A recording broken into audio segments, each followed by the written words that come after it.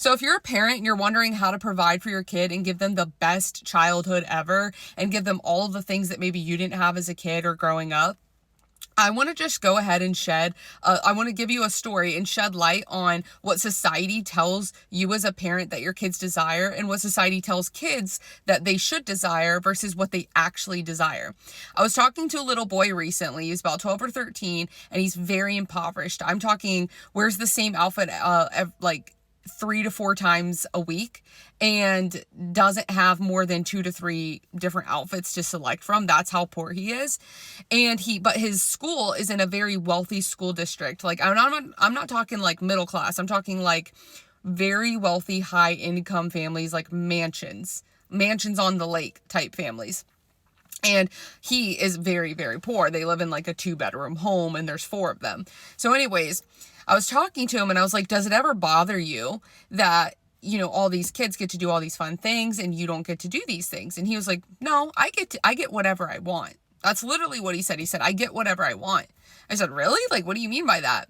He's like, well, every single weekend, my parents take off on Sunday to go to church and, they don't touch their phone all day. And from after church till the evening, we do whatever we want. They let us choose and they say that we can do whatever we want.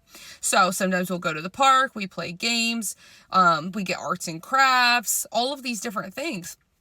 And he was talking about how his parents don't check their phone. It's completely uninterrupted, intentional time with his parents the entire day. I was like, so they don't look at their phone all day? He's like, nope, they leave it at the house. We just go somewhere and we do something fun. And all of the other kids started chiming in and they were like, oh, like I never get to see my dad. He's always working. My mom's always on her phone. And they were talking with envy of this little boy who has far less than all of them. And they were talking about how they have camp on the weekends or they have lessons on the weekend or tutoring or something like that. But they had such envy in their voice and they're like, oh, I wish my parents would do this. And I just want to go ahead and give this story to some parent that's probably struggling right now and thinking, oh, I wish I could just do this for my kid and wish I could just buy them all of these things. That's not what makes kids happy. All of these children were craving and longing to have quality time with their parents. They were like, you're so lucky. That's what they were telling the boy.